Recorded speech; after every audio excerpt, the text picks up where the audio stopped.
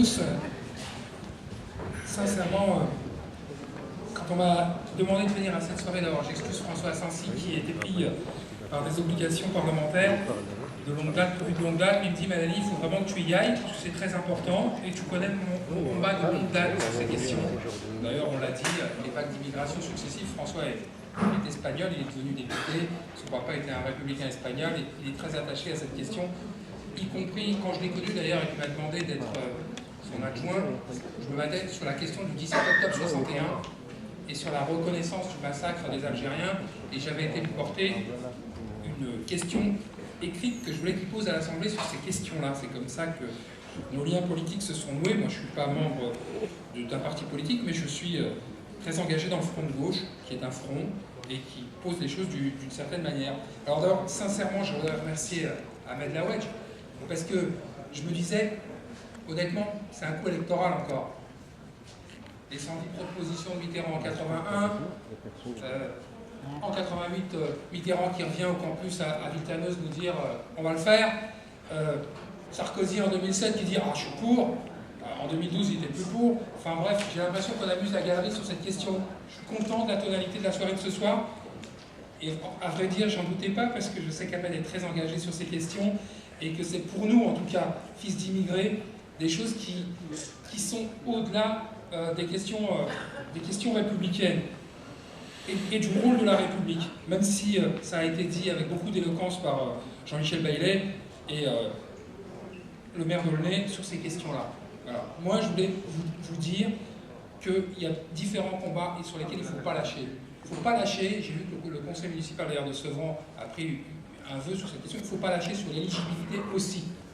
Alors, quand on est des citoyens de deuxième zone, on doit s'engager sur ces questions. Voilà. Il ne faut pas lâcher, comme c'est aussi M. Ségura qui a dit, le maire d'Aulnay, qu'il y a des chemins, il faut les suivre.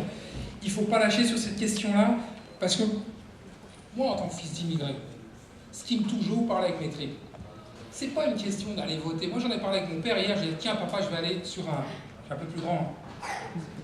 Je vais aller à un débat sur le droit de vote aux immigrés, qu'est-ce qu'on pense? Il me dit mais fils, c'est pas ça l'important. Nous, c'est la dignité. C'est la dignité. Et moi, je ne sais même pas si j'irai voter. Je ne sais même pas si j'irai voter, je ne sais même pas si je pourrais voter. Mais que l'on nous reconnaisse. Stéphane Gatignon parle à juste titre des travailleurs migrants dans les foyers.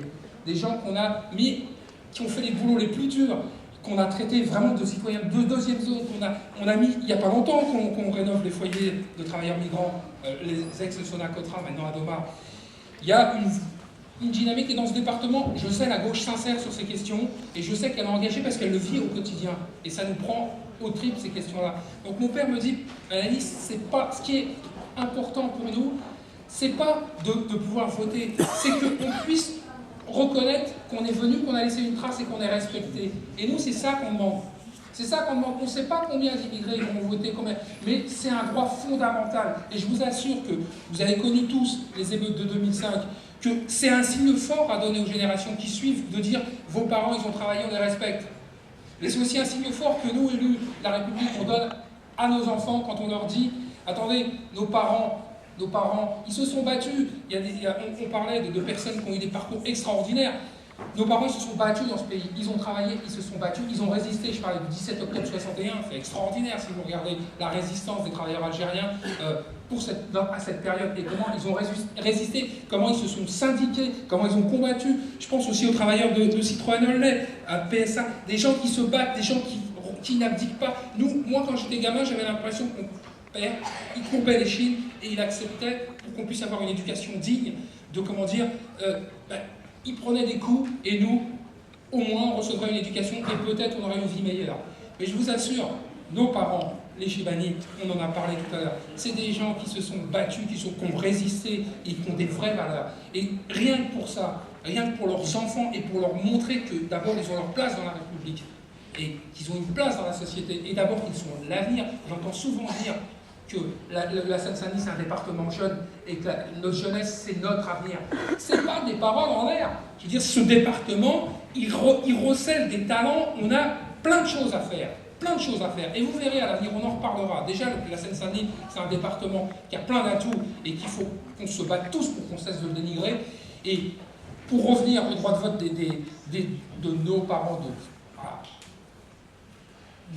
sur certaines circonscriptions électorales, je regardais, en Seine-Saint-Denis, il y a 200 000 personnes qui ne sont pas représentées. Voilà. Et quand vous vous présentez, comme vous êtes député, en gros, c'est à peu près 100 000 électeurs, hein, ça doit être à peu près ça, et ben, il y en a 20, 30 000, 40 000 des fois, et ben, eux, ils ne sont pas représentés. C'est de la merde, non? Donc, ce combat, il est digne, sincèrement, Ahmed, merci beaucoup, parce que j'avais peut-être envie de dire, allez, tournons la page, c'est pas électoraliste, c'est important. Mais là, je sens qu'il y a des gens à qui ça prend au tri. Et sincèrement, merci à toi. Et je suis toujours à vos côtés pour les